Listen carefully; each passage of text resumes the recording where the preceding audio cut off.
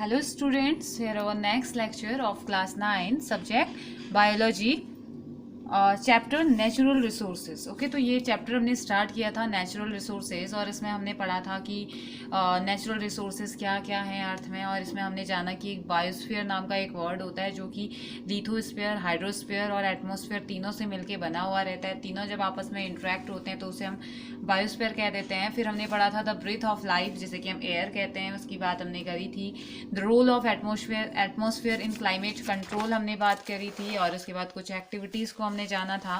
उसके बाद the moment of air wind की हमने बात करी थी। और हमने इसमें जाना था कि कैसे डे टाइम पे एयर का मोमेंट होता है सी से लैंड की तरफ, और कैसे नाइट टाइम पे लैंड से सी की तरफ एयर का मूवमेंट होता है। उसी को हम ब्रिज या उसी को हम विंड बोल देते हैं। तो ये सारी चीज़ें। उसके बाद रेन हमने पढ़ी थी, रेन के बारे में हमने जाना था। और आज हमने पढ़ना है उसके बाद हमने ये सारी चीज़ें कंप्लीट कर ली थी। और आज का हमारा टॉपिक है एयर पॉल्यूशन। ठीक है, एयर के बारे में हमने पढ़ लिया, हमने विंड के बारे में जान लिया, हमने एटमॉस्फेयर के बारे में थोड़ा बहुत जाना, वाटर के बारे में थोड़ा बहुत हमने जाना।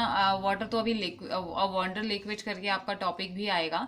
तो ये सारी चीज़ें हमने जो पढ़ी हैं अभी तक ऑलमोस्ट सारी चीज़ें नोन पढ़ी हैं। तो ऐसे ही एक क्वेश्चन और आया, एक टॉपिक और आया जिसे हमने कह दिया एयर पॉल्यूशन, यानी कि इसे हिंदी में वायु प्रदूषण भी कहा जाता है ना। वायु का प्रदूषण यानी कि हमारे एयर में होने वाली जो इम्प्योरिटी है, हमारे आसपास का जो एनवायरनमेंट है, वहाँ पे जो हवा हमारे पास प्रेजेंट है, उसमें क्या पॉल्यूशन होता है, उसमें किस तरीके से पॉल्यूशन होता है, या किस टाइप का पॉल्यूशन हमें देखने को मिलता है। तो लास्ट 8th क्लास में भी हमने ये पढ़ा था। मुझे याद है कि मैंने आपको बताया था इसके बारे में। तो चलिए यहाँ पे भी जानते हैं। तो we keep hearing of the increasing level of oxides of nitrogen and sulphur in the news. अब जब भी न्यूज़ खोलते हैं ना तो पॉल्यूशन लेवल बढ़ गया है, सल्फाइड बढ़ गया है, ऑक्साइड नाइट्रोजन के ऑक्साइड बढ़ गए हैं या सल्फर के बढ़ गए हैं, पॉल्यूशन इंक्रीज हो रहा है, ये हम सुनते ही रहते हैं, है ना। तो हर बार ये न्यूज़ में आते रहता है। People often bemoan the fact that the quality of air has gone down since their childhood. लोग बताते हैं, बिमोन मीन्स नॉर्मली दुख प्रकट करना या रोना होता है। लोग बहुत दुखी होकर बताते हैं कि कितना पॉल्यूशन का लेवल कितना ज़्यादा बढ़ गया है, या जो क्वालिटी है एयर की वो कितनी कम हो गई है। उनके बचपन में इतनी शुद्ध और साफ हवा मिलती थी। हम सुनते हैं ना हमारे एल्डर्स से कि ये ऐसे कहते हैं कि नहीं, बचपन में तो जब हम छोटे थे तब तो इतनी साफ हवा रहती थी, अब तो इतना पॉल्यूशन होता है, इतनी गर्मी भी नहीं रहती थी। तो ये सारी चीज़ें हम पढ़ते थे, सुनते रहते हैं उनसे।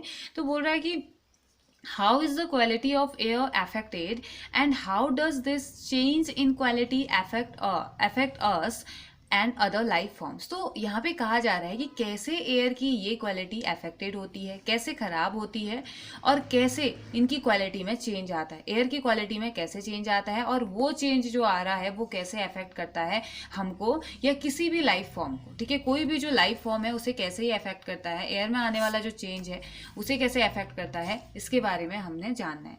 तो बोल रहा है कि द फॉसिल फ्यूल्स लाइक कोल। अब फॉसिल फ्यूल्स यानी कि फॉसिल क्या होता है ना, दबे हुए ऑर्गेनिजम्स, जैसे कि प्लांट है या एनिमल है। कभी ऐसा हो जाता है कि कोई डिजास्टर हो गया, मीन्स कि जैसे अर्थक्वेक आ गया, साइक्लोन आ गया, तो उस दौरान या बाढ़ आ गई तो उस दौरान क्या होता है, बहुत सारे लोगों की डेथ हो जाती है। और उस एरिया में बहुत सारे प्लांट्स, एनिमल्स जो हैं वो सभी क्या हो जाते हैं, टूट जाते हैं, गिर जाते हैं, और वो धीरे धीरे क्या हो जाते हैं, जमीन में दब जाते हैं। ठीक है, काफ़ी बार ऐसा होता है ना कि ऊपर से मलबा आता है, लोगों की लाश तक नहीं मिलती है, जानवरों की तो फिर पूछी भी नहीं जाती, क्योंकि उस टाइम पे हम इंसान को ही, ह्यूमन को ही ढूंढ रहे होते हैं। तो बहुत बार ऐसा होता है कि डेड बॉडीज तक नहीं मिलती है। तो अब उसमें होता क्या, उसके ऊपर लेयर टू लेयर लेयर चढ़ते ही जाती है, और एक टाइम आता है कि वो फॉसिल फ्यूल में कन्वर्ट हो जाते हैं। तो जो दबे हुए प्लांट्स होते हैं ना, प्लांट्स या ट्रीज जो दबे हुए होते हैं, बहुत सालों बाद वो कोल में कन्वर्ट हो जाते हैं। कोयला वगैरह बनाने का उनकी बॉडी से ही कोयला वगैरह बनता है। ठीक है, और जो दबे हुए एनिमल्स होते हैं, जब दबे हुए ह्यूमंस होते हैं, उनकी बॉडी से बनता है क्या, ये फ्यूल्स, पेट्रोलियम वगैरह यहाँ पे कोई बनता है। ठीक है, तो वही फॉसिल का मतलब ही यही होता है, पुराना दबा हुआ कोई पुराना सा कोई एक चीज़ की हम बात करते हैं तो फॉसिल फ्यूल्स यानी कि फॉसिल से बना हुआ जो फ्यूल जैसे कि कोल है, पेट्रोलियम है, contains small amounts of nitrogen and sulphur. इनमें प्रेजेंट रहता है थोड़े बहुत अमाउंट में नाइट्रोजन और थोड़े बहुत अमाउंट में सल्फर इनमें प्रेजेंट रहता है। When these fuels are burn, अब जब ये फ्यूल जलते हैं, अब जलने का मतलब ये नहीं कि हमेशा आग लगा के ही चल रहे हैं, जैसे चलता है हम गाड़ी चला रहे हैं तो उसमें से भी तो फ्यूल बर्न होता है ना, आती है ना, स्मेल आती है ना, एक साइड से निकलते रहता है धुआं। तो when these fuels are burn nitrogen and sulphur too are burn, तो अब इसमें जो प्रेजेंट है मतलब फ्यूल जल रहा है, मतलब फ्यूल के अंदर जो जो चीजें प्रेजेंट है वो भी जल रहा है ना। तो इसमें नाइट्रोजन और सल्फर प्रेजेंट है, तो नाइट्रोजन और सल्फर भी बर्न हो रहे हैं and this produce different oxide of nitrogen and sulphur. तो ये उनके ओरिजिन, ये क्या करता है जो सल्फर और नाइट्रोजन है, क्योंकि ऑक्सीजन की प्रेजेंस, हमें पता है कि कोई भी चीज जलती है तो किसकी प्रेजेंस में जलती है, ऑक्सीजन की प्रेजेंस में।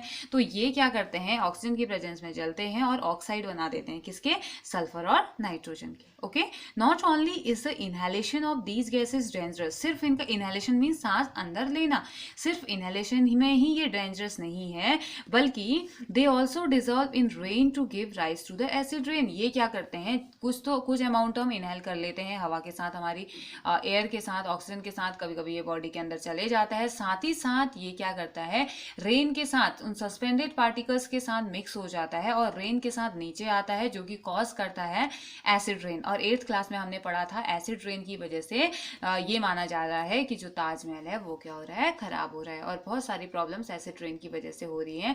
और एसिड रेन क्यों हो रहा है हमने पढ़ा था तब, पॉल्यूशन की वजह से, है ना। तो वही यहाँ पे बात आ गई वापस से। तो the combustion of fossil fuels also increases the amount of suspended particle in air. तो जो कंबशन, जो ये फॉसिल का जो कंबशन जो प्रोसेस हो रही है फ्यूल्स के साथ, ये भी इंक्रीज करता है किसको, एयर में present suspended particles.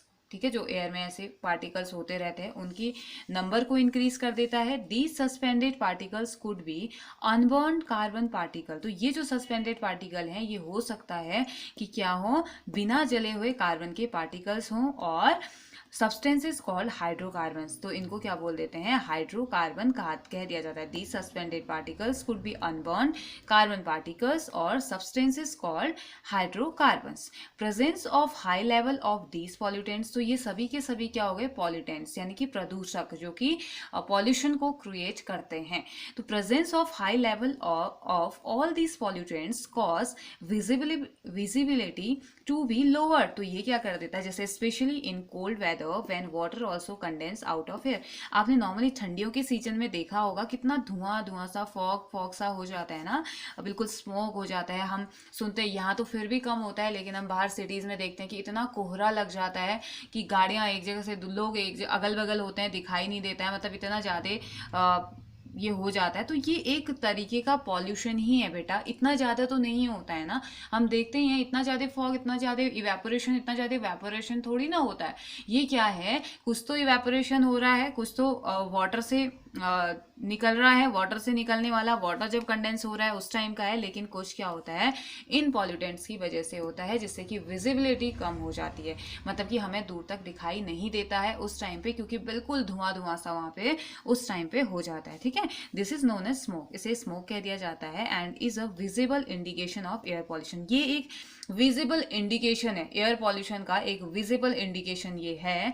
Studies have shown that regularly breathing air that contain any of these substances increase the incidence of allergy. तो अगर आप इसी जगह पे रहते हैं, ऐसी जगह में आप रहते हैं जहाँ पे ऐसी हवा में अगर आप लगातार सांस लेते हैं, ऐसी जैसे दिल्ली में तो हर साल यही केस आता है ना, तो अगर आप ऐसी जगह में रहते हैं तो ये क्या कॉज कर सकता है, ये गैसेज भी हमारी ब्रीथिंग एयर के साथ, ऑक्सीजन के साथ हमारी बॉडी में एंटर करती है, और इस वजह से हमें क्या क्या प्रॉब्लम हो सकती है, एलर्जीज हो सकती है, कैंसर हो सकता है, और हार्ट डिजीज को भी ये कॉज करती है। ठीक है, तो बोल रहा है an increase in the content of these harmful substances in air is called air pollution. तो इन्हीं हार्मफुल सब्सटेंसेज का एयर में इसका अमाउंट बढ़ जाना ही क्या होता है, उसी को हम क्या कह देते हैं, एयर पॉल्यूशन हम कह देते हैं। ठीक है, तो एयर पॉल्यूशन क्या है, एयर में होने वाला पॉल्यूशन जो कि अलग अलग पार्टिकल्स के थ्रू होता है, ह्यूमन एक्टिविटीज़ के थ्रू होता है, फॉसिल फ्यूल्स के जलने से होता है। तो इसमें हम क्या कर सकते हैं, फिर इसमें ज़्यादा से ज़्यादा हम कर सकते हैं कि जैसे जितना अगर कम डिस्टेंस है हमारा तो हम गाड़ियों का कम यूज़ करें, अब डिस्टेंस ज़्यादा है तो फिर वहाँ पे तो यूज़ करना ही पड़ेगा, लेकिन अगर आपने थोड़ी दूर जाना है तो मेक श्योर कि आप पैदल जा रहे हो, आप मेक श्योर कि आप साइकिल का यूज़ कर रहे हो, और मेक श्योर कि आप अपने आसपास सफाई रख रहे हो, उससे भी पॉल्यूशन क्रिएट होता है। और बहुत सारी चीज़ें हैं जो कि जिससे कि हम एयर को पॉल्यूटेड होने से बचा सकते हैं। अगर आप एयर को पॉल्यूटेड होने से आप बचा रहे हैं, आप थोड़ा भी कंट्रीब्यूशन कर रहे हैं, तो आपको फ्रेश एयर मिलेगी, जिससे कि आपको एलर्जी तो नहीं होने वाली है, कैंसर भी नहीं होगा और हार्ट डिजीज़ भी नहीं होगी। तो एलर्जी, कैंसर और हार्ट डिजीज़ को कॉज करने का रीज़न भी क्या है? एक एयर पॉल्यूशन। हालांकि जीन्स रिस्पॉन्सिबल होते हैं, अदर बायोलॉजिकल एक्टिविटीज़ भी रिस्पॉन्सिबल होती हैं, but one of them is air pollution. ठीक है, एक one of them cause is, हम कह सकते हैं एक कॉज ये भी है क्या, हमारा एयर पॉल्यूशन, जो कि लगातार बढ़ते ही जा रहा है, स्पेशली गाड़ियों के धुएं से, इंडस्ट्रीज से निकलने वाला धुआं, ये सभी का सभी क्या है, एयर पॉल्यूशन का सोर्स है या पॉल्यूशन का सोर्स है। सभी टाइप का पॉल्यूशन ये कॉज कर रहे हैं। नॉइस पॉल्यूशन ये कॉज करते हैं, एयर पॉल्यूशन ये कॉज करते हैं, वाटर पॉल्यूशन ये कॉज करते हैं, तो बहुत अलग अलग टाइप का पॉल्यूशन ये कॉज करते हैं। ठीक है, तो हमने एयर पॉल्यूशन के बारे में जाना। यहाँ पे आपको एक एक्टिविटी दी गई है, एक्टिविटी में से कहा गया है ऑर्गेनिजम्स कॉल्ड लाइकेन्स, लाइकेन्स हम पढ़ के आ चुके हैं, are found to be very sensitive to the level of contaminants like sulphur dioxide in the air. तो लाइकेन्स जो होते हैं ना, बहुत ज़्यादा सेंसिटिव होते हैं। अगर सल्फर डाइऑक्साइड की अशुद्धि, कंटामिनेशन मीन्स अशुद्धियाँ अगर आसपास प्रेजेंट हो तो ये बहुत ज़्यादा सेंसिटिव होते हैं। At discuss earlier in section 7.3.3, lichens can be commonly found growing on the bark of trees as a thin greenish white crust. तो हम पहले भी पढ़ के आ चुके हैं कि लाइकेन्स हमें कहाँ मिलते हैं। कॉमनली ये ट्री की, पेड़ों की जो खाल होती है, बार्क जो होती है, वहाँ पे एक पतला सा ग्रीनिश और वाइट कलर का क्रस्ट आप लोगों ने देखा होगा, तो वो उसमें प्रेजेंट ये रहते हैं। See if you can find lichen growing on trees in your locality. अपने आसपास देखिए, आपको ट्री में कहीं ना कहीं ये लाइकेन मिल ही जाएंगे, क्योंकि ये ऐसी जगहों में प्रेजेंट रहते हैं। Compare the lichen on trees near busy roads and trees some distance away. तो आपने क्या करना है ना, आपने दो जगह के लाइकेन्स को देखना है, उन पेड़ों के पास जो कि रोड के नज़दीक हैं और उन पेड़ों के पास जो रोड से दूर हैं। तो यहाँ पे आपने चेक करना है कि क्या दोनों लाइकेन्स में डिफरेंशिएशन कुछ शो हो रहा है, क्या अलग अलग टाइप के लाइकेन्स ये हैं। तो ऑन ट्री नियर रोड, तो ऐसे ट्रीज जो कि नज़दीक में, रोड के नज़दीक में है। Compare the incidence of lichen on the side facing the road and on the side away from the road. तो आपने क्या करना है, कंपेयर करना है, और जो रोड में प्रेजेंट हैं या थोड़ी डिस्टेंस में है या थोड़ा इधर उधर है, उनसे आपने क्या करना है, उनको कंपेयर करना है। और what can you say about the level of polluting substances near road and away from road on the basis of your finding above. तो ये जब आप सारी चीज़ें कर लेंगे तो उसके बाद आप मुझे बताइए कि आप क्या कहेंगे पॉल्यूशन के लेवल के बारे में जो रोड के नज़दीक है और रोड से थोड़ा सा दूर है। ठीक है, आपकी अपनी फाइंडिंग के हिसाब से आपको क्या लगता है कि पॉल्यूशन का लेवल क्या है, कितना ज़्यादा पॉल्यूशन है, कितना चेंज उस पॉल्यूशन की वजह से लाइकेन में आया है, या लाइकेन अलग अलग टाइप की किस तरीके की हैबिटेशन या किस तरीके का बिहेवियर या किस तरीके का कलर वो शो कर रहे हैं। कैसे आपने पहचाना कि ये अलग अलग है, या कैसे आप कंक्लूजन निकाल रहे हैं कि दोनों में पॉल्यूशन का लेवल आप जो बता रहे हैं, तो आप कैसे उसका कंक्लूजन निकाल रहे हैं। तो ये आपको इस एक्टिविटी से पता चल जाएगा। ठीक है, तो उसके बाद क्वेश्चन आपको दिए गए हैं, how is our atmosphere different from the atmosphere on Venus and Mars. मैंने आपको बता रखा है इसका answer. How does the atmosphere act as a blanket, ये भी हमने पढ़ा। व्हाट कॉजेज विंड, ये भी हमने पढ़ा। हाउ आर क्लाउड फॉर्म्स, तो हम बचपन से पढ़ते हुए आ रहे हैं और ये हमने पढ़ा। List any 3 human activities that you think would lead to air pollution. तो 3 ह्यूमन एक्टिविटीज के बारे में आपने इसमें बात करनी है या लिस्ट बनानी है, जो कि आपको लगता है कि ये क्या कर सकते हैं, एयर पॉल्यूशन को बढ़ाने का काम करते हैं। ठीक है, तो ये तो था हमारा एयर पॉल्यूशन का topic. Next topic is water, a wonder liquid. ठीक है, हमने वाटर के बारे में जानना है। तो हमें पता है पानी की कितनी ज़्यादा ज़रूरत है। Water is our basic requirement, हमें पता है बेसिक रिक्वायरमेंट है। अगर हमने जब चैप्टर स्टार्ट किया था तो हमने यही कहा था कि पानी, जगह, ये एक बेसिक रिक्वायरमेंट है। मतलब रहने के लिए जगह, पीने के लिए पानी, सांस लेने के लिए हवा, ये 3 चीज़ें अगर हैं तो ऑर्गेनिज्म सर्वाइव इजीली कर सकता है। ठीक है, मीन्स की वाटर, एयर एंड लैंड, ये 3 चीज़ें अगर हैं तो हम फूड भी बना सकते हैं, हमें एनर्जी भी मिल जाएगी, we can reproduce, we can move one place to another place. तो हम बहुत सारी अदर एक्टिविटीज़ तो हम ऐसे ही कर लेंगे, लेकिन ये बेसिक रिक्वायरमेंट्स जो हैं वो हमें नेचुरली मिलनी ही मिलनी चाहिए। ठीक है। तो वहीं से इतना कितना ज़्यादा इंपॉर्टेंट है हम वहीं से आइडिया लगा सकते हैं कि फर्स्ट वर्ड ही वाटर हमारा है।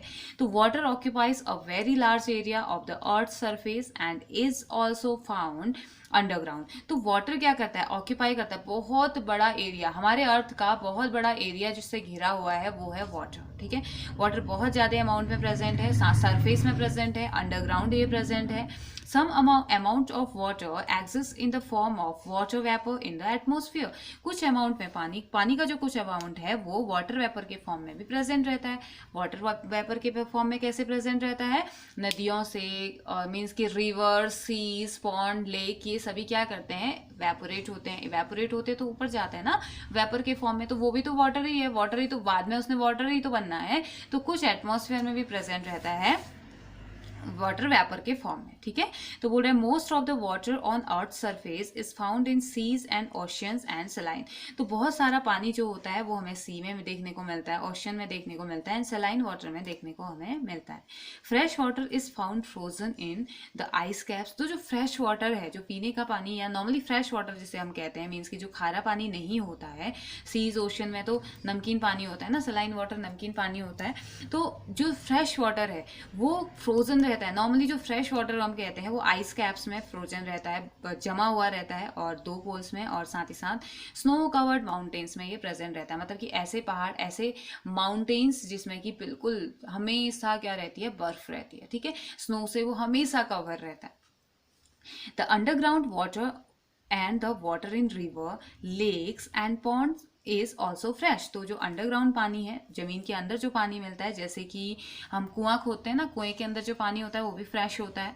साथ ही साथ रिवर का जो वाटर है, जो लेक है, जो पॉन्ड है, इन सभी को फ्रेश वाटर कहा जाता है। However, the availability of fresh water varies from place to place। लेकिन अवेलेबिलिटी, इनकी अवेलेबिलिटी, जो फ्रेश वाटर है इनकी अवेलेबिलिटी डिफर करती है एक जगह से दूसरी जगह, अलग अलग ये हो सकता है, इसका रेंज अलग, कहीं ज़्यादा हो सकता है, कहीं कम हो सकता है, कहीं पे फ्रेशनेस ज़्यादा होगी, कहीं पे कम, ये डिपेंड करेगा। ठीक है, तो प्रैक्टिकली एवरी समर, अगर हम समर सीजन की बात करें, गर्मियों की बात करें, most places have to face a shortage of water. बहुत सारी जगहों में इतनी दिक्कत हो जाती है ना पानी की, बहुत ज़्यादा प्रॉब्लम वहाँ पे हो जाती है। 2-2, 3-3 दिन तक पानी नहीं आता है, क्योंकि उनके एरिया में है ही नहीं, वो सारी चीज़ें हैं ही नहीं, मीन्स के पेड़ तो हैं ही नहीं, और बारिश हो, पेड़ नहीं है तो बारिश नहीं होगी, बारिश नहीं होगी तो अंडर वाटर होगा नहीं, अंडर वाटर नहीं है तो कैसे रिसोर्सेज भरेंगे, वाटर रिसोर्सेज तो फुल ही नहीं हो सकेंगे ना। तो उन एरियाज में पानी की बहुत किल्लत हो जाती है, बहुत शॉर्टेज वाटर का हो जाता है।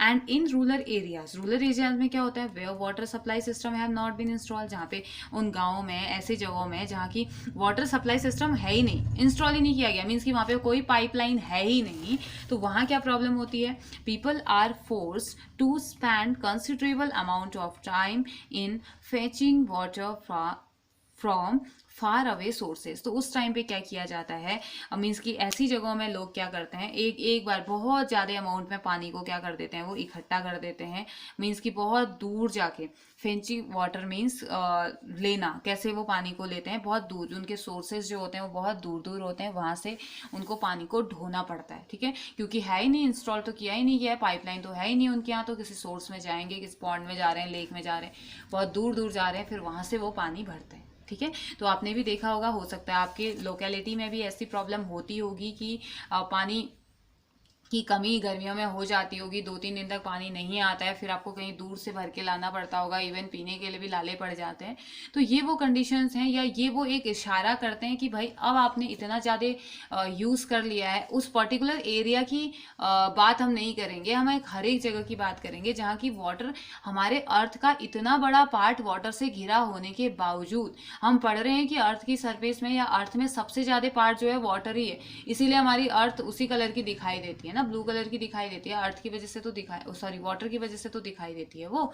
तो अब देखो, इतना सारा पानी होने के बावजूद भी पानी की कमी होना कितना, मतलब एक अजीब सा टर्म नहीं है कि अर्थ में सबसे ज़्यादा वाटर है, वाटर से घिरा हुआ है, वाटर ने कवर किया गया है, लेकिन अर्थ में रहने वालों के लिए वाटर ही नहीं है। अब ये एक्टिविटीज़ किसकी, नेचुरली तो था ना वाटर, लेकिन ये किसकी एक्टिविटी ने खराब किया, ह्यूमन एक्टिविटीज़ ने। ऑब्वियस सी बात है, हमारी एक्टिविटीज़, हम जो पॉल्यूशन फैला रहे हैं, हम जो डिफॉरेस्टेशन कर रहे हैं, तो हमारी वजह से ये प्रॉब्लम क्रिएट हो रही है, राइट। तो हमें क्या करना है, हमें इन सोर्सेज को, मीन्स कि हमने क्या करना है, मेंटेन करके रखना है। ऐसा नहीं कि पानी को बचा के रखना है, हमने एक्सेस एक्सेसिव वेस्ट नहीं करना है, जितनी ज़रूरत है आप उतना वाटर यूज़ कीजिए। हम एक्सेसिव यूज़ करते हैं, जो जहाँ पे एक मग से या एक मग से जो काम हो जा रहा है हम उसमें पूरी बाल्टी पूरी बकेट खर्च कर देते हैं। तो हमें ऐसा नहीं करना है, ठीक है। हमने बचाना है, हमने वाटर को सेव करना है, ताकि आगे की जो जनरेशन है ना, जो फ्यूचर जनरेशन है, उन्हें ये सारी चीज़ें फेस ना करनी पड़े कि उनको पानी भी खरीद के, मीन्स कि अभी भी पानी तो मिलता ही है ना, बिकता तो है ही वाटर, फिर भी वो तो जब नॉर्मली ऐसे नहीं बिकता है नॉर्मली, जैसे आप सफ़र कर रहे हो, ये कर रहे हो, तो उस टाइम पे आपने ले लिया।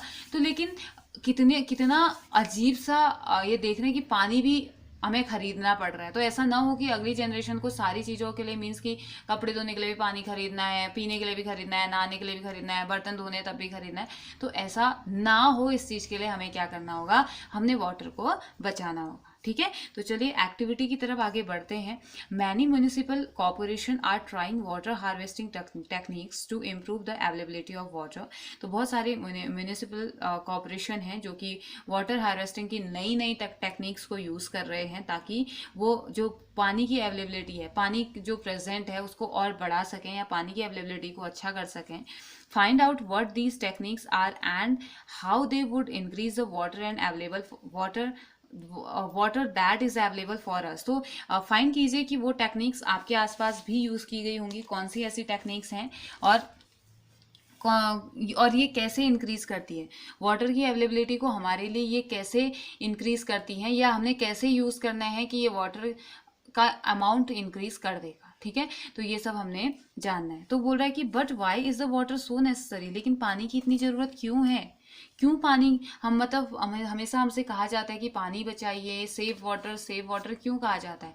तो आई थिंक थोड़ा बहुत आंसर तो आपको पता ही है, क्योंकि अब आप 9th ग्रेड में पहुंच चुके हैं। तो आज तक हम वाटर के बारे में पढ़ते हुए आ रहे हैं, तो अब आपको पता है कि वाटर की अवेलेबिलिटी क्यों है, वाटर क्यों इतना ज़रूरी है, हमारी बॉडी का एक एक सेल वाटर का यूज़ करता है। तो देखते हैं, and do all organism require water, पानी की इतनी ज़रूरत क्यों है, और क्या सारे के सारे ऑर्गेनिजम्स को वाटर की रिक्वायरमेंट है।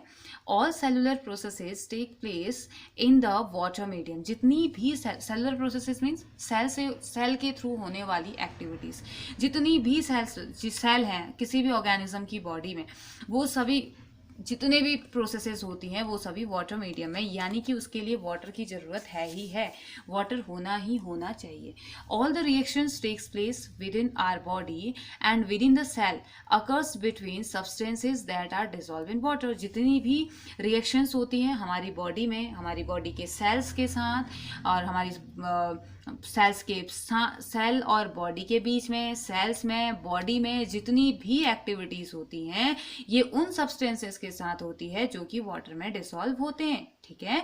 Substances are also transported from one part of the body to other in a dissolve form. तो जो सब्सटेंस पास होते हैं, मिनरल्स, न्यूट्रिएंट्स जो पास होते हैं एक फॉर्म से दूसरे फॉर्म में, वो कैसे फॉर्म में पास होते हैं, डिसॉल्व फॉर्म में ही तो होते हैं। वो किस में डिसॉल्व होंगे, फिर हमारी बॉडी में भी तो 70% वाटर ही वाटर है ना, तो वो किस में डिसॉल्व होता है, सबका सब वाटर में ही तो डिसॉल्व होता है, हमारी बॉडी में प्रेजेंट वाटर, तो वो वाटर में डिसॉल्व मीन्स कि लिक्विड मीडियम होगा, तभी तो एक जगह से दूसरी जगह मूव कर पाएगा ना। मीन्स सपोज कीजिए कि आप बिल्कुल एक बहुत ड्राई जगह में फॉर्स में चल रहे हैं और एक वाटर वाले फॉर्स में चल रहे हैं, कौन जल्दी पहुंचाएगा, फिसल जाओगे ना।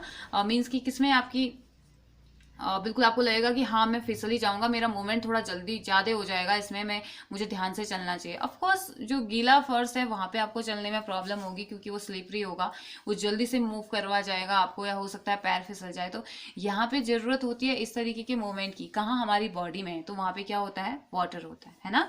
तो substances are also transported from one part of the body to the other in a dissolved form. Hence, organisms need to maintain the level of water within their body in order to stay alive. तो साथ ही साथ जो organism है उनको ज़रूरत है कि वो अपनी बॉडी में वाटर के लेवल को मेंटेन करके रखें, क्योंकि वाटर का लेवल मेंटेन नहीं होगा तो वो अलाइव नहीं रह पाएंगे, वो जिंदा नहीं रह पाएंगे। क्यों? क्योंकि उनकी बॉडी में रिएक्शन ही नहीं हो पाएगी, बायोलॉजिकल एक्टिविटीज़ ही नहीं हो पाएंगी, मिनरल्स का ट्रांसपोर्ट ही नहीं हो पाएगा, सब्सटेंसेस एक जगह से दूसरी जगह नहीं जा पाएंगे, है ना। तो ये सारी प्रॉब्लम्स हो जाएंगी। तो इसलिए जिंदा रहने के लिए पानी को मेंटेन करना, बॉडी में पानी को मेंटेन करना जरूरी है। इसीलिए हमें प्यास लगती है। जब भी वाटर की कमी बॉडी में हो जाती है, जब भी सेल्स अपना काम कर चुके होते हैं, तो फिर हमें प्यास लगती है। तो हमें पानी पीने की जरूरत इसीलिए पड़ती है क्योंकि हमारे सेल्स लगातार काम कर रहे होते हैं। ठीक है, तो next terrestrial life forms. Terrestrial means land में रहने वाले जो एनिमल्स होते हैं। ठीक है, terrestrial life forms require fresh water for this because their body can not tolerate to get rid of the high amount of dissolve salt in saline water. तो जो टेरेस्ट्रियल लाइफ फॉर्म है ये fresh water को require करता है क्योंकि उनकी जो बॉडी होती है वो टॉलरेट नहीं कर पाती है, क्योंकि बहुत ज़्यादा अमाउंट में सॉल्ट भी बनते हैं बॉडी में, और ऐसे सलाइन वाटर में भी होता है, बहुत ज़्यादा अमाउंट में सॉल्ट होता है, तो इनको ज़्यादा पानी की ज़रूरत होती है, पानी को मेंटेन करने की ज़रूरत होती है। This water sources need to be easily accessible for animal and plant to survive. ठीक है, तो सर्वाइव ऑन लैंड। तो इसके लिए क्या है कि जितना भी मतलब कि बोल रहा है कि टॉलरेट नहीं कर सकते हैं हाई अमाउंट में, तो इसीलिए वाटर जो सोर्सेज हैं उनकी वो ज़रूरत है कि वो इजीली एसेसेबल हो, यानी कि हमारी पहुंच के नज़दीक हो। लैंड में अगर प्लांट और एनिमल को सर्वाइव करना है तो जो वाटर बॉडी है वो हमारे नज़दीक ही हो, हमारे आसपास हो, हमारी पहुंच तक हो। ठीक है, तो उसके बाद आपको एक एक्टिविटी दी गई है। एक्टिविटी में आपको देखते हैं क्या कहा गया है। सेलेक्ट अ स्मॉल एरिया, यानी कि 1 मीटर स्क्वायर का एक एरिया, छोटा सा आपने एक एरिया सेलेक्ट करना है नियर अ वाटर बॉडी, जहाँ पे जैसे पॉन्ड है, लेक है, रिवर है, इसके आसपास आपने सेलेक्ट करना है। इट में भी रिवर, स्ट्रीम, लेक और पॉन्ड, कुछ भी हो सकता है। Count the number of different animals and plants in this area, मतलब उस 1 मीटर वाले एरिया के अंदर, 1 मीटर स्क्वायर एरिया के अंदर कितने अलग अलग टाइप के एनिमल, कितने अलग अलग टाइप के प्लांट्स आपको देखने को मिले और कितने अलग अलग टाइप के एनिमल्स आपको देखने को मिले। Also check the number of individuals of each type of species, और साथ ही साथ चेक कीजिए नंबर ऑफ इंडिविजुअल, हर एक टाइप की जो स्पीसीज है, मीन्स कि आपको वहाँ पे को अगर एक फिश दिखी तो उसकी जैसी स्पीसीज वाली कितनी फिश आपको दिखी, तो एक प्लांट दिखा तो उसका जैसा कितने प्लांट आपको दिखे, फिर दूसरा दिखा तो उसके जैसे कितने प्लांट दिखे, तो वो आपको क्या करना है, चेक करना है। Compare this with the number of individual both animal and plant, तो उसको कंपेयर कीजिए, एक एक इंडिविजुअल को कंपेयर कीजिए, एनिमल और प्लांट को, found in an area of the same size in a dry rocky region. तो ड्राई जहाँ पे एक सूखी जगह है, बिल्कुल चट्टान वाली जगह में, वहाँ पे भी एक 1 मीटर स्क्वायर का एक बोर्ड बनाइए या 1 मीटर स्क्वायर में फाइंड कीजिए एनिमल और प्लांट्स को, और फिर कंपेयर कीजिए कि वाटर बॉडी के नज़दीक रहने वाले ज़्यादा हैं या वाटर बॉडी के नज़दीक ड्राई और रॉकी बॉडी के नज़दीक रहने वाले ज़्यादा हैं, या उनमें क्या प्रॉब्लम तो खैर कुछ नहीं होगी, लेकिन बस नंबर को कंपेयर कीजिए। Is the variety of plant and animal life the same in both these areas, और साथ ही साथ मेन चीज़ ये है कि ये देखिए कि क्या जमीन पानी के नज़दीक रहने वाली जो वेराइटी थी वो सेम वैसी है जो इस जगह पे रहती है, जो दोनों एरियाज में, क्या दोनों एरियाज में सेम टाइप के एनिमल और प्लांट मिले या आपको अलग अलग टाइप के प्लांट और एनिमल मिले, ये आपने देखना है। ठीक है, उसके बाद साथ ही साथ आपको दूसरी एक्टिविटी दी गई है, select a mark out a small area, एक छोटे से एरिया को, ठीक हो गया 1 मीटर स्क्वायर को ही आपने क्या करना है, सेलेक्ट करना है इन सम अनयूज्ड लैंड इन और नियर योर स्कूल, जो अनयूज लैंड है इसको यूज में नहीं लाया गया है, या स्कूल के नज़दीक हम ऐसा कर सकते हैं, लेकिन अभी तो हम स्कूल में है नहीं, हम कर नहीं सकते ऐसा, है ना। As in the above activity, जैसे ऊपर की एक्टिविटी में हमने किया था वैसे ही हमने काउंट करना है अलग अलग टाइप के एनिमल और प्लांट, उस 1 मीटर स्क्वायर में जितने भी अलग अलग टाइप के प्लांट और एनिमल आपको दिखते हैं उनको सेलेक्ट कीजिए, and the number of individual of each species, और हर एक स्पीसीज के कितने इंडिविजुअल आपको वहाँ पे दिखाई दे रहे हैं उसे सेलेक्ट कीजिए। उसके बाद आपने क्या करना है, remember to do this in the same place twice in a year, ऐसा आपने क्या करना है, सेम जगह में, उसी जगह में एक साल में 2 बार आप ये कर सकते हो, वंस ड्यूरिंग समर और the dry season and once after it has rain. तो एक बार आपने तब देखना है समर सीजन में, या जब सूखा टाइप का मौसम जब होता है, नॉर्मली समर में ही होता है, और दूसरा एक बारिश आने के बाद, 2 बार आपने इसको चेक करना है। ठीक है, उसके बाद आंसर दीजिए, were the number similar both time, were the number similar both time, क्या दोनों ही नंबर सेम टाइम, मीन्स कि रेन आने के बाद और समर सीजन में दोनों जो जो ऑर्गेनिजम्स आपको मिले थे, जो जो इंडिविजुअल्स आपको मिले थे, भले आप प्लांट की बात करो या एनिमल की बात करो, क्या उनका नंबर सेम था या फ्लैक्चुएट हुआ है या ज़्यादा कम वो हुआ है। In which season did you find more variety of plant and animal, कौन से सीजन में आपको ज़्यादा अमाउंट में प्लांट या एनिमल मिलेंगे, वेराइटी आपको ज़्यादा मिली। साथ ही साथ in which season did you find more number of individuals of each variety, और हर एक वेराइटी के ज़्यादा, एक तो सबसे पहले तो आपने देखना है कि ज़्यादा वेराइटी में एनिमल का मिला या प्लांट का मिला, और नेक्स्ट आपने देखना है कि कौन से सीजन में आपको individual, more number of individual of each variety, हर एक वेराइटी के इंडिविजुअल आपको ज़्यादा मिले, ये आपने देखना है, ठीक है। Now next, after compiling the result of the above two activities, इन दो एक्टिविटीज को इकट्ठा, कंपाइलिंग मीन्स इकट्ठा करना, इनके रिजल्ट को इकट्ठा या कलेक्ट करने के बाद think if there is any relationship between the amount of available water, तो ये सोचिए कि क्या कोई रिलेशनशिप है किस किस के बीच में, जो वाटर अवेलेबल है, and the number of variety of plant and animal that can live in a given area. तो think if there is any relationship between the amount of available water and the number and variety of plant and animal that can live in a given area। तो सोचिए कि क्या एक दिए हुए area में या एक पर्टिकुलर एरिया में जब हम बात कर रहे हैं, क्या एनिमल और पानी के बीच में कोई रिलेशनशिप है, क्या पानी की वजह से कहीं नंबर इंक्रीज हो रहा है, क्या पानी की अवेलेबिलिटी इंश्योर कर रही है कि नंबर ऑफ इंडिविजुअल इंक्रीज हो रहे हैं, ये क्या रिलेशनशिप है, पानी ज़्यादा है तो क्या ऑर्गेनिज्म कम है या ज़्यादा है, हमने ये देखना है, ठीक है। If there is a relationship, और अगर आपको लगता है कि यहाँ पे एक रिलेशनशिप है, वाटर और एनिमल प्लांट के बीच में एक रिलेशनशिप है, हाँ वाटर की अवेलेबिलिटी है तो वहाँ पे अच्छी खासी अमाउंट में एक वेराइटी हमें स्पीसीज की मिल रही है या इंडिविजुअल स्पीसीज की मिल रही है, अगर आपको ऐसा लगता है तो where do you think you would find a greater variety and abundance of life. तो आप कहाँ सोचते हैं कि आपको वेराइटी ज़्यादा मिलेगी, या अबाउंडेंस मीन्स होता है a very large quantity of something, किसी भी चीज़ की या किसी भी वैरायटी की आपको बहुत ज़्यादा क्वांटिटी आपको कहाँ मिलेगी, ठीक है। तो बोल रहा है सोचिए कहाँ मिलेगा, पानी के नज़दीक या एक ऐसी जगह जहाँ पे बिल्कुल सूखा पड़ा हो वहाँ। तो ऑफकोर्स सी बात है, ऑब्वियस सी बात है, वहाँ हमें कहाँ मिलेगा, एक पानी वाली जगह में ही हमें, या पानी के आसपास ही हमें क्या मिलेगी, एक अच्छी वेराइटी हमें मिलेगी, ठीक है। तो बोल रहा है in a region that receive 5 centimeter of rainfall in a year or a region that receive 200 centimeter of rainfall in a year। तो देखिए दो रीजन्स आपको दिए गए हैं, एक जगह ऐसी है जहाँ पे पूरे साल भर में 5 सेंटीमीटर रेन होती है बारिश होती है, और एक रीजन वो है जहाँ पूरे साल में 200 सेंटीमीटर रेनफॉल होता है। तो बोल रहे find the map showing rainfall pattern in the Atlas and predict which state in India would have the maximum biodiversity and which would have at least. तो आप एक मैप पकड़िए, एक एटलस पकड़िए, या जो भी आपको करना है मैप पकड़िए और फाइंड कीजिए इंडिया में कहाँ पर सबसे ज़्यादा बारिश होती है, कहाँ पे सबसे कम होती है, और फिर बताइए कि सबसे ज़्यादा बायोडाइवर्सिटी कहाँ है, सबसे कम बायोडाइवर्सिटी कहाँ है, ठीक है। मीन्स कि मैक्सिमम बायोडाइवर्सिटी मीन्स एक ऐसी जगह जहाँ पे को बहुत सारी स्पीसीज रहती हैं, प्लांट की बहुत सारी स्पीसीज, एनिमल की बहुत सारी स्पीसीज, मतलब ज़्यादा अमाउंट में रहते हैं, उससे बायोडाइवर्सिटी हम कह देते हैं, ठीक है। तो can we think of any way of checking whether the prediction is correct. तो क्या हम ऐसे कोई तरीका सोच सकते हैं जिससे कि जो हम प्रिडिक्ट कर रहे हैं कि इस जगह पे होगा, पानी वाली जगह पे होगा, जहाँ बारिश ज़्यादा होती है वहाँ बायोडाइवर्सिटी ज़्यादा होगी, तो हमारे पास कोई तरीका है ये प्रिडिक्शन नॉर्मली भविष्यवाणी होती है, तो इसको करेक्ट करने का। तो बोल रहा है यस हो सकता है। तो बोल रहा है the availability of water decide not only the number of individual of each species,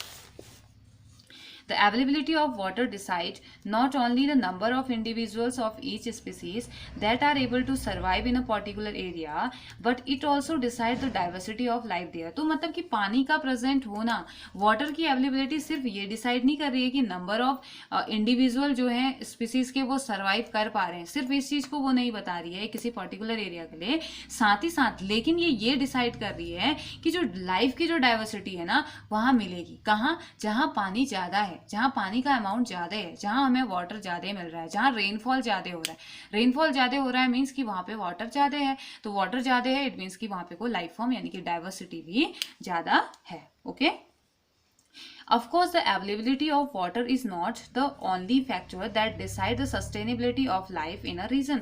तो of course ठीक है, जो पानी की अवेलेबिलिटी है वो सिर्फ पानी ही एक फैक्टर नहीं है जो कि डिसाइड करता है कि सस्टेनेबिलिटी मतलब होता है स्थिरता। किसी भी एक रीजन में जितने भी सारी चीज़ें प्रेजेंट है सिर्फ वाटर के ही बेसिस पे नहीं होता है, बाकी चीज़ें भी के बेसिस पे भी होता है, लेकिन वाटर वन ऑफ हम मान सकते हैं मोस्ट इंपॉर्टेंट फैक्टर। और अगर वाटर है तो बहुत सारी चीज़ें पॉसिबल फिर इसके इसके साथ हो सकती हैं, ठीक है। साथ ही साथ मैटर क्या करता है, उस जगह का temperature, other factor like the temperature, उस जगह का नेचर, सॉइल का नेचर कैसा है, ये भी मैटर वहां पे करता है। But water is one of the major resource which determine life on the land. लेकिन आप पानी की उपयोगिता को या जो हम यूज करते हैं उसे हम नकार नहीं सकते हैं, क्योंकि वाटर क्या है, टेम्परेचर और सॉइल के साथ साथ जो वाटर है एक one of the major resource है, one of the major source है किस चीज का, जो डिटरमाइन करता है कि लैंड में लाइफ होगी या नहीं होगी, ठीक है। मीन्स कि आप खाना नहीं खा रहे हो तो चल जाओगे, जिंदा हो रह सकते हो 1 महीने तक, लेकिन अगर आपके पास पानी नहीं होगा तो आप 1 हफ्ते भी जिंदा नहीं हो पाएंगे। तो एक बेसिक रिक्वायरमेंट है हमारी बॉडी की, वाटर एक बेसिक रिक्वायरमेंट है जहाँ पे इसकी अवेलेबिलिटी होना जरूरी है। जरूरी है कि वाटर हमें मिले ही मिले, क्योंकि हमारी बॉडी के सारे सेल वाटर पे डिपेंड है, हम वाटर पे डिपेंड है, बहुत सारी एक्वेटिक लाइफ फॉर्म्स डिपेंड है। तो बहुत सारे फैक्टर्स हैं जो कि वाटर को एक वंडर लिक्विड बनाता है, एक ऐसा लिक्विड बनाता है कि सभी को इसकी जरूरत होती है, किसी न किसी फॉर्म में इसकी जरूरत होती है। भले कोई खारे पानी में रहता हो, कोई फ्रेश वाटर में रहता हो, मरीन में रहता हो, कैसे ही अगर वो रह रहा है, लेकिन वाटर की अवेलेबिलिटी कहीं ना कहीं सभी को होती है, भले आप डायरेक्टली बोलें भले आप इनडायरेक्टली बोलें, ठीक है। तो अब देखिए वाटर इतना जरूरी है, उसके बाद भी वाटर में पॉल्यूशन हो जाता है, वाटर पॉल्यूटेड हम कर रहे हैं। तो वाटर पॉल्यूशन के बारे में जानते हैं, चलिए वाटर पॉल्यूशन क्या होता है।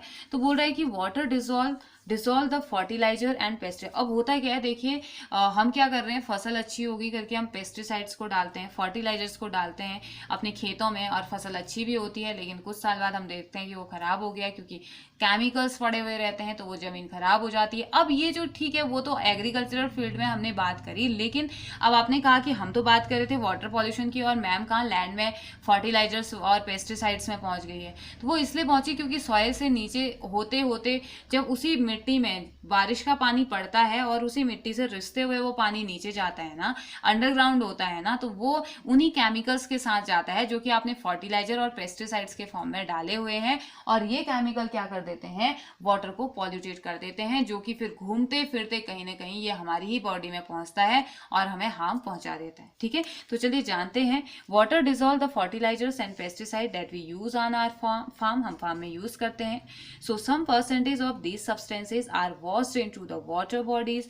तो इसमें कुछ परसेंटेज ऐसा होता है कुछ सब्सटेंसेस का जो कि वाटर बॉडीज में ही चले जाता है। Sewage from our town and cities and the waste from factories are also dumped into river और लेक। तो जो सीवेज से निकलने वाला जो गंदगी है, हमारी टाउन से निकलता है, सिटीज से हमारा निकलता है, और साथ ही साथ फैक्ट्री का जो वेस्ट है, ये सभी डंप हो जाता है हमारे कहाँ, नदियों में, हमारे तालाबों में, ठीक है।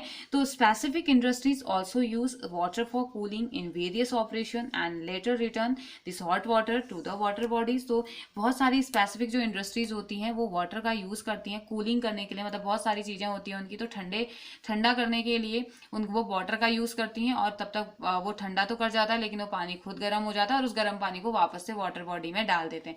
इसकी वजह से भी, उस गर्म पानी के वाटर बॉडी में डालने की वजह से भी टेम्परेचर इंक्रीज हो जाता है, और सबसे पहले तो वहां पे प्रेजेंट जो छोटे छोटे लाइफ फॉर्म होती है ना, उनकी डेथ हो जाती है, क्योंकि वो इतने गर्म पानी को टॉलरेट कर ही नहीं पाते हैं। अगर वो इतने गर्म पानी को टॉलरेट कर पाते तो क्या वो पानी में रहते, वो लैंड में ही तो रह पाते ना, लैंड में तो सर्वाइव करते, तो वो बेचारे सर्वाइव नहीं कर पाते हैं, क्योंकि उनका एटमॉस्फेयर है ही नहीं ऐसा, उनकी हैबिटेट ऐसी है ही नहीं, उनकी डेथ होती है। साथ ही साथ टेम्परेचर इंक्रीज होगा तो और ज्यादा प्रॉब्लम होगी, है ना, तो बाकी प्रॉब्लम्स भी होती हैं, पॉल्यूशन का लेवल इंक्रीज हो जाएगा। तो बोल रहे हैं कि another manner in which the temperature of the water in river can be affected is when water is release from dam. तो जब दूसरा जो लेवल है अफेक्ट होने का, वो ये कि जब भी रिलीज किया जाता है, डैम से जो वाटर रिलीज किया जाता है, वो भी एक वाटर के टेम्परेचर को क्या करता है, इसके अलावा वाटर के टेम्परेचर के इंक्रीज होने के अलावा भी अफेक्ट करता है डैम से निकलने वाला वाटर। जो water inside the deep reservoir would be colder than the water at the surface which get heated by the sun. अब देखो इनके टेम्परेचर में भी डिफरेंस हो सकता है, ठीक है। तो जो पानी निकल रहा है बहुत अंदर डीप रिजर्वर के अंदर से, जो पानी निकल रहा है वो ठंडा हो सकता है, ठंडा होगा, ऑब्वियस सी बात है वो ठंडा होगा। दूसरी जगह वो पानी जो कि सरफेस में है, जो ऊपर प्रेजेंट है, जो लेयर में प्रेजेंट है, वो तो सनलाइट की वजह से गर्म हुआ होगा ना, तो वहाँ पे क्या हो जाएगा, टेम्परेचर में डिफरेंस आ जाएगा। All this can affect the life forms. अब इसमें पानी को कोई दिक्कत नहीं है, इससे प्रॉब्लम किसको होगी, इससे प्रॉब्लम होगी उस एरिया में रहने वाले एक्वेटिक एनिमल्स को, क्योंकि वो जो हम छोड़ रहे हैं ना, जो हम गर्म पानी, थोड़ा सा हीट हुआ है सनलाइट की वजह से, नेचुरली वाटर हीट हुआ है, वहां उस नेचुरल हीट में रह पाने वाले ऑर्गेनिज्म में आप ऊपर से ठंडा पानी डाल दोगे, डैम के डैम छोड़ दोगे, तो उसे प्रॉब्लम नहीं होगी, उसकी डेथ नहीं हो जाएगी। और साथ ही साथ इतना गर्म पानी आप डाल देंगे कि उसे वो टॉलरेट ही नहीं कर पाएगा, तो उसकी डेथ नहीं हो जाएगी। तो ऐसे ही क्या हो सकता है, हमारे एक्वेटिक स्पीसीज खत्म भी हो सकती है, ठीक है, डेंजर में ये आ सकती है। तो वही बोला जा रहा है, all this can affect the life form that are found in these water body in various ways. It can increase the growth of some life forms and harm some other life forms. तो ये क्या कर सकता है, ये ऐसा भी हो सकता है कि बहुत ज़्यादा गर्म या बहुत ज़्यादा ठंडे टेम्परेचर में रहने वाले ऑर्गेनिजम्स की लाइफ फॉर्म को तो ये बढ़ावा दे सकता है, साथ ही साथ ऐसे लाइफ फॉर्म में नहीं रह पाने वाले एनिमल्स को हार्म भी कर सकता है। This affect the balance between various organism which had been established in this system, in that system. तो ये अफेक्ट कर सकता है बहुत सारे उस जगह में रहने वाले ऑर्गेनिज्म को। So we use the term water pollution to cover the following effect. तो इन इफेक्ट को कवर करने के लिए हम एक टर्म का यूज करते हैं जिसे हम क्या बोल देते हैं, वाटर पॉल्यूशन, ठीक है। तो the addition of undesirable substances, अब वाटर पॉल्यूशन क्या होता है, the addition of undesirable substances to water body. ऐसे सब्सटेंसेज जो कि अनडिजायरेबल हैं, जो पानी के लिए बने ही नहीं है, जिनकी जरूरत पानी को है ही नहीं, उनका वाटर बॉडीज में ऐड हो जाना, ठीक है। These particles use in farming और they could be poisonous substance. तो ये फार्मिंग में यूज किए जाते हैं, साथ ही साथ ये जहरीले भी हो सकते हैं, like mercury salt. Mercury salt होता है which are use to be paper industries. Paper industries से निकलने वाला कूड़ा, जो भी इंडस्ट्रीज है, सारी इंडस्ट्रीज से निकलने वाला जो कूड़ा होता है, कूड़ा करकट होता है, या जितनी भी पॉल्यूशन होता है ना, वो सब का सब कहाँ से निकलता है, वो नॉर्मली वाटर इंडस्ट्रीज से जो निकलता है, ये भी क्या करता है, हार्म कॉज करता है वहां पे रहने वाले ऑर्गेनिज्म को। साथ ही साथ अगर वो पानी हम फार्मिंग के लिए यूज कर रहे हैं तो वो पॉइजनस भी हो सकता है, तो वो हमें भी हार्म पहुंचाएगा। These could also be disease causing organisms. तो इनमें क्या भी हो सकते हैं, डिजीज कॉजिंग ऑर्गेनिजम्स भी हो सकते हैं, like the bacteria which cause cholera. तो जो कॉलेरा को कॉज करता है वो बैक्टीरिया भी तो इसमें हो सकता है ना। तो the removal of desirable substances, second one is the removal of desirable substances from water bodies. तो जो डिजायरेबल सब्सटेंसेज हैं उनको रिमूव करना, उनको निकाल देना, हटा देना। Dissolve oxygen is use by animal and plants that live in water. तो उसमें प्रेजेंट जो डिजोल्व ऑक्सीजन होती है, उस पानी में प्रेजेंट जो डिजोल्व ऑक्सीजन होती है, वो किसके थ्रू यूज कर ली जाती है, वहां पे रहने वाले एनिमल्स और प्लांट्स की। कहाँ रहने वाले, वाटर में, okay, aquatic animal and aquatic plants वो यूज करते हैं। Any change that reduce the amount of this dissolve oxygen. अब देखिए पानी में रहने वाले, हम लोग लैंड में रहते हैं, तो हमें ऑक्सीजन कहाँ से मिलती है, एयर से मिलती है ना। हमारे एटमॉस्फेयर में एयर का अच्छा खासा कंपोजिशन है, 21% के आसपास हमें ऑक्सीजन मिलता है, तो हम वहां से ऑक्सीजन ले लेते हैं। लेकिन वाटर बॉडीज में रहने वाले को कैसे मिलता होगा, वाटर बॉडीज में रहने वाले को मिलती है डिजोल्व ऑक्सीजन। डिजोल्व ऑक्सीजन का मीनिंग है वाटर में मिक्स ऑक्सीजन, ठीक है। तो अब उनको अगर वो नहीं मिलेगा, अगर कुछ भी चेंज आया इस डिजोल्व ऑक्सीजन में, इस पॉल्यूशन की वजह से ज्यादा या कम हो गया, तो would adversely affect these aquatic organism. तो वो ऑब्वियस सी बात है, वो क्या करेगा, वो इफेक्ट करेगा ही करेगा ना उन ऑर्गेनिजम्स को। तो बोल रहा है other nutrients could also be depleted from the water body. इससे क्या हो जाएगा, ये तो जा ही जा रहा है, ऑक्सीजन तो जा ही जा रहा है, ऑक्सीजन नहीं होगा तो हो सकता है इसके साथ साथ जो बाकी के न्यूट्रिएंट्स होते हैं वो भी डिप्लीटेड मीन्स खत्म हो जाना, वाटर बॉडी से वो भी खत्म हो सकते हैं, ठीक है। अ चेंज इन टेम्परेचर, अगर टेम्परेचर चेंज हुआ, मीन्स कि जितना भी हमने पढ़ा टेम्परेचर के बेसिस पे हमने अनडिजायरेबल सब्सटेंसेज के ऐड होने की बात करी, या डिजायरेबल सब्सटेंसेज को वाटर बॉडी से बाहर निकालने की अगर हम बात करें, तो अगर हम टेम्परेचर की बात करते हैं, तो जो एक्वेटिक एनिमल होते हैं ना, use to a certain range of temperature in water body where they live, जहां पे वो रहते हैं वो एक स्पेशल बॉडी, मतलब उनकी बॉडी कुछ इसी तरीके से डिजाइन रहती है कि वो एक रेंज तक का ही टेम्परेचर, किसी भी ऑर्गेनिज्म की बॉडी एक रेंज तक का ही टेम्परेचर टॉलरेट कर सकती है। स्पेशली वाटर में रहने वाले जो एनिमल हैं उनका भी बहुत ज्यादा टेम्परेचर वो नहीं सहन कर पाते हैं, क्योंकि वाटर बॉडीज इतनी गर्म नहीं होती हैं कभी कि बहुत ज्यादा हीट को टॉलरेट करने की कैपेसिटी उनमें आ जाए, ठीक है। तो वही यहाँ पे बोल रहा है जहाँ पे वो रह रहे हैं अगर उसमें कोई चेंजेस आ गया and a sudden mark change in this temperature would be dangerous for them, और हो सकता है कि ये सडन आया हुआ चेंज, टेम्परेचर में आया हुआ चेंज उनके लिए क्या हो सकता है, डेंजरस ये हो सकता है, बहुत ज़्यादा हार्मफुल ये हो सकता है, एंड और अफेक्ट देयर ब्रीडिंग, उनकी ब्रीडिंग को भी वो क्या कर सकता है, अफेक्ट कर सकता है। The egg and larva of various animals are particularly susceptible to temperature change. तो जो एग होते हैं, छोटे छोटे एग हुए हैं और लार्वा हैं, ये क्या होते हैं, बहुत ज़्यादा ससेप्टेबल होते हैं, टेम्परेचर चेंज होने में बहुत ज़्यादा सेंसिटिव ये होते हैं, हो सकता है इनकी डेथ हो जाए, छोटे छोटे जो लार्वा हैं वो वहीं पे ख़त्म हो जाएं, ऐसा भी हो सकता है। ठीक है, तो उसके बाद आपको क्वेश्चंस दिए गए हैं, why do organism need water, तो बहुत ही इजी क्वेश्चन है, हम इजीली कर सकते हैं। ऑर्गेनिज्म को वाटर की रिक्वायरमेंट क्यों है?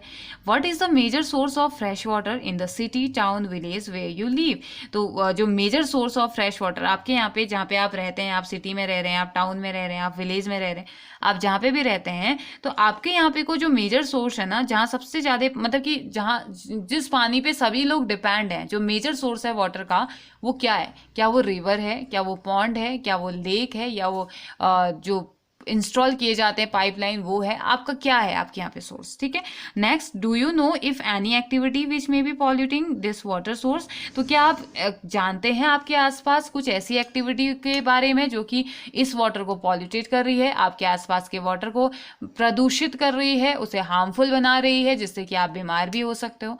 तो आपको ये करना है। ठीक है, बहुत ही ईजी से क्वेश्चन है, तो आप, आई नो आप इजीली से कर लोगे। ठीक है, तो next topic is minerals riches in the soil. तो ऐसे कौन से मिनरल्स हैं? अब देखिए, हमने पढ़ा कि क्या एयर की तो ज़रूरत है ही है, वाटर की भी ज़रूरत है ही है, टेम्परेचर भी नॉर्मल होना ही चाहिए, अब रहने के लिए जगह भी तो चाहिए ना, लैंड भी तो चाहिए। अब उस लैंड में सॉइल है तो वो तो बहुत ही अच्छा हो गया, क्योंकि हम वहाँ पे एग्रीकल्चर कर सकते हैं। तो अब उसी सॉइल पे, उसी मिट्टी में, उसी जगह पे आप एग्रीकल्चर कर सकते हो जहाँ पे न्यूट्रिएंट्स होंगे, ऑब्वियस सी बात है। तो वही हम जानते हैं, न्यूट्रिएंट्स होंगे जहाँ पे मिनरल्स होंगे। ठीक है, तो उसी के बारे में हमने बात करनी है कि सॉइल में कौन कौन से मिनरल्स प्रेजेंट रहते हैं। ओके, तो let's start with our topic, minerals riches in the soil. Soil is an important resource that decide the diversity of life in an area. तो soil भी एक important resource है जो कि decide करता है एक जगह में उस particular area की diversity के बारे में वो बात करता है, या diversity को decide करता है। But what is the soil and how it is formed? लेकिन soil होती क्या है, मिट्टी क्या होती है, और ये कैसे form होती है, कैसे बनती है? तो let's start. The outermost layer of our earth is called the crust. सबसे बाहर की लेयर, हमारे अर्थ की सबसे आउटर मोस्ट जो लेयर होती है उसे हम क्रस्ट के नाम से जानते हैं।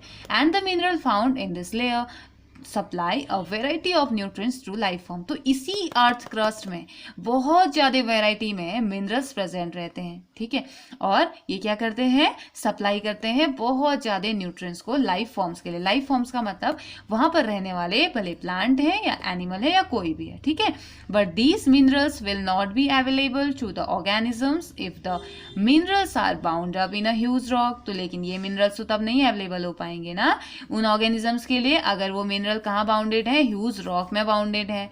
Over long period of time, एक लंबे टाइम तक, अगर thousands and millions of years, मतलब कि हजारों साल हो गए, मिलियन साल हो गए, the rock at the near the surface of the earth are broken down by various physical, chemical and some biological processes. तो मतलब कि कुछ मिनरल्स ऐसे होते हैं कि जो ऑर्गेनिज्म को नहीं मिल पाते हैं। कौन से मिनरल नहीं मिल पाते हैं? जो कि चट्टानों के नीचे होते हैं या कहीं ऐसे दबे कुचे रहते हैं। लेकिन ये चट्टानें अगर अगर ये चट्टानें ऐसे ही रही, इनमें परत दर परत चढ़ते ही रही, हजारों साल हो गए, मिलियन साल हो गए, उसके बाद कोई भी फिजिकल, केमिकल या कोई भी बायोलॉजिकल प्रोसेस हो रही है जिससे वो टूट जा रही है, वो चट्टान टूट जा रही है, वो लेयर टूट जा रही है, वो पहाड़ गिर जा रहा है, तो क्या होगा? उसमें प्रेजेंट मिनरल्स कहाँ जाएंगे? मिट्टी में तो मिल जाएंगे ना, सॉइल में मिल जाएंगे ना, और वो भी इतने सालों से इकट्ठा हुए फ्रेश न्यूट्रिएंट्स, फ्रेश मिनरल्स, है ना। तो the end product of this breaking down is the fine particle of soil. तो जब भी एंड प्रोडक्ट इसका क्या बनेगा, मिट्टी में ही कन्वर्ट होना है उसने ना। But what are the factor और प्रोसेसेस दैट मेक सॉइल, लेकिन कौन से ऐसे फैक्टर होते हैं, कौन सी ऐसी प्रोसेस होती है जिससे कि सॉइल फॉर्म होती है, उसके बारे में हम बात करते हैं। सबसे पहले बात हो रही है द सन, सन की बात हो रही है। तो चलिए देखते हैं, बड़ा इंटरेस्टिंग है ये, सन कैसे रिस्पॉन्सिबल है। The sun heats up rocks during the day so that they expand. तो आपने देखा होगा कि सन क्या होता है। अब देखो कभी कभी क्या होता है ना, प्लास्टिक की चीजें या बहुत सारी चीजों को धूप में रखने से, रेगुलर धूप में रखने से मना किया जाता है, क्योंकि ये कहा जाता है कि आप धूप में रखेंगे तो ये खराब हो जाएगी, टूट जाएगी, है ना। सुना होगा आपने बहुत सारे, जैसे मैट्स के बारे में नॉर्मली कहा जाता है, चटाइयों के बारे में, कि अरे धूप में रखी थी ना, ये खराब हो गई, बहुत दिनों तक धूप में रही तो ये टूटने लगी है, कहते हैं ना। तो ऐसे ही होता है रॉक्स और चट्टान या चट्टानों के साथ भी। दिन के टाइम पे जो सन की लाइट पड़ती है डायरेक्ट उसमें पड़ती है और उसे बहुत ज़्यादा हीट वो कर देती है, जिसकी वजह से वो एक्सपेंड हो जाते हैं। और नाइट टाइम पे क्या होता है, at night these rocks cool down and contract. तो नाइट टाइम पे पहले फैलेंगे और उसके बाद नाइट टाइम पे सिकुड़ जाते हैं, ठीक है, नॉर्मल पोजिशन में आ जाते हैं। Since all parts of the rock do not expand and contract, अब लेकिन सभी के सभी पार्ट ना रॉक के ना एक्सपेंड हो गए तो कॉन्ट्रैक्ट नहीं हो पाते, कॉन्ट्रैक्ट हो गए तो एक्सपेंड नहीं हो पाते, ना ही एक्सपेंड हो पाते ना ही कॉन्ट्रैक्ट हो पाते, ठीक है, कुछ भी हो सकता है एट द सेम रेट। मतलब कि एक्सपेंड अगर इतना एक्सपेंड हुआ है तो वो इतना ही कॉन्ट्रैक्ट हो पा रहा है, इतना कॉन्ट्रैक्ट हुआ तो इतना एक्सपेंड हो जा रहा है ना। तो सेम रेट से एक्सपेंड और कॉन्ट्रैक्ट वो नहीं हो पाते हैं। This results in the formation of cracks. आपने देखा होगा चट्टानों में दरारें आई रहती हैं, क्रैक्स मीन्स दरारें, ठीक है। तो ये क्या करता है, this result in the formation of cracks and ultimately the huge rocks break up into smaller pieces. तो क्या होता है, ये धीरे धीरे ये दरारें, ये जो रॉक्स होती हैं चट्टानों में पड़ी दरारों की वजह से धीरे धीरे ये चट्टानें टूटने लगती है और छोटे छोटे पीसेज में ये टूट जाती है। एक तो फैक्टर ये है सन मिट्टी बनाने में, ये चट्टानें टूटेंगी और अल्टीमेटली सॉइल छोटे छोटे पार्टिकल बन जाएंगे, मिट्टी में मिक्स हो जाएगा। Next one is water. Water क्या है, water help in the formation of soil in 2 ways। तो वाटर भी हेल्प करता है फॉर्मेशन ऑफ सॉइल को 2 तरीके से। One, water could get into the cracks in the rocks form due to uneven heating by the sun. तो water कैसे help करता है, देखो होता क्या है, once water could get into the crack, एक बार पानी उन क्रैक्स के अंदर भर गया, ठीक है। Water help in formation of soil in 2 ways, 2 तरीके से। फर्स्ट तरीका तो क्या है, जो दरारें पड़ी हुई हैं किसमें, चट्टानों में, उसमें पानी भर जाता है due to uneven heating by the sun. Sun की अनइवन हीटिंग की वजह से क्रैक पड़े थे, उसमें पानी भर जाता है। If this water later freeze, अगर थोड़े टाइम बाद ये पानी ठंडा हो गया, फ्रीज हो गया, it would cause the cracks to widen. तो अब उसमें भर जाएगा, फ्रीज हो जाएगा तो ज्यादा मोटा हो जाएगा ना, तो इसे क्या कर देगा, चौड़ा कर देता है। So can you think why this should be so. तो क्या आप सोच सकते हैं ऐसा क्यों होता है। यस ऑफ कोर्स, क्योंकि वो क्या हो जाएगा, देखिए मैं बताती हूँ, ये लिक्विड फॉर्म में था, लिक्विड फॉर्म में इस दरार में भर गया, इतनी दरार थी, अब लिक्विड फॉर्म में भर गया, थोड़ी देर बाद वो फ्रीज हो जा रहा है, बर्फ के फॉर्म में हो जा रहा है, तो वो प्रेशर डालेगा या नहीं डालेगा, इधर इधर भी प्रेशर डालेगा, इधर भी प्रेशर डालेगा, तो उस प्रेशर की वजह से वो चौड़ा होगा या नहीं होगा दरार, ऑफकोर्स होगा, है ना। तो बोल रहा है सेकंड, दूसरा कौन सा काम है वाटर का, flowing water where all away even hard rock over long period of time। बहुत लंबे, जैसे झरने जो होते हैं नॉर्मली ना, अगर वो किसी चट्टान से बहुत लंबे टाइम से अगर वो आ रहे हैं तो fast flowing water often carries big and small particle of rock downstream. तो जो फास्ट फ्लोइंग जो वाटर होता है, बहुत तेजी से बहने वाला जो पानी होता है, वो बड़े और छोटे पार्टिकल्स को क्या करके लाता है, धीरे धीरे नीचे डाउन स्ट्रीम में वो लाते ही रहता है, ठीक है, मीन्स की बहाते रहता है। अब आपने देखा होगा बहुत पतली पतली पतली पतली वहां पे की चट्टान होते रहती है ना।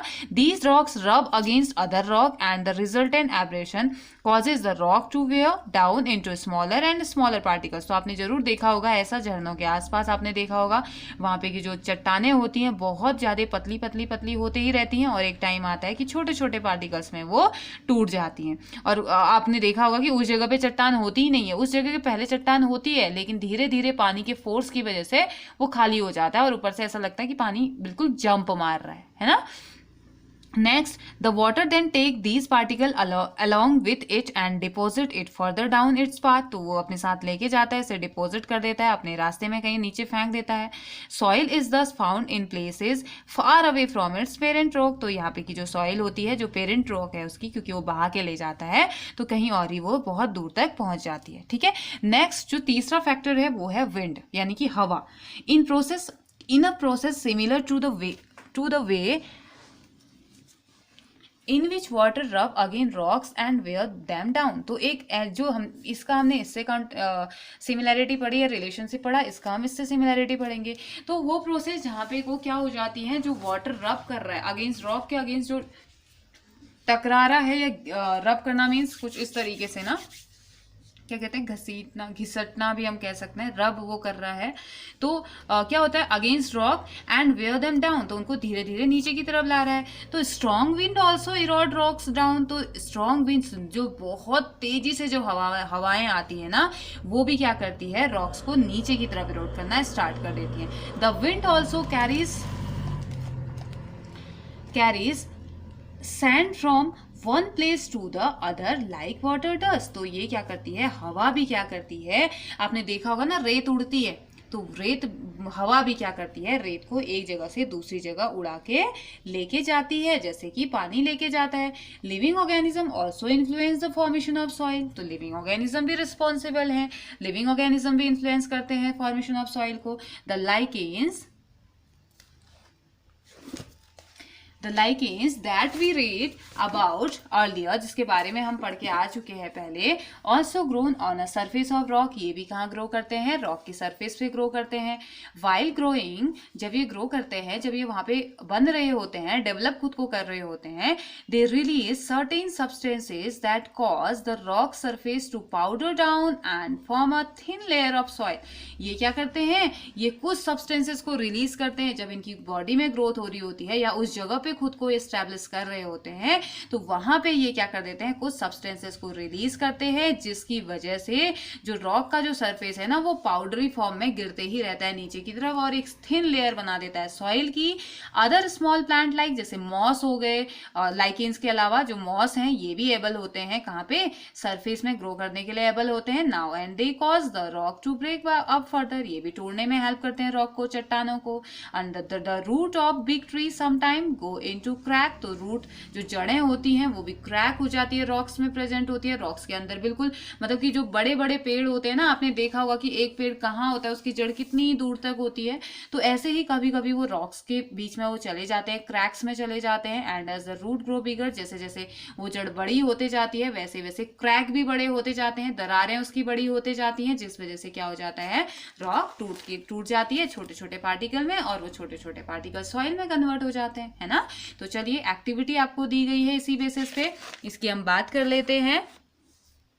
तो एक्टिविटी में आपको क्या कहा गया है, देखिए, take some soil and put it into a beaker containing water. तो आपने क्या करना है, सॉइल लेना है और इसको कहाँ डाल देना है, एक बीकर, एक ऐसे बीकर में या ऐसे कंटेनर में आपने डालना है जो कि एक नॉर्मली कंटेनर जो कि वाटर से भरा हुआ है, ठीक है। The water should be at least 5 times the amount of soil taken, जितना आपने सॉइल लिया है उसका 5 गुना ज्यादा पानी होना चाहिए, ठीक है।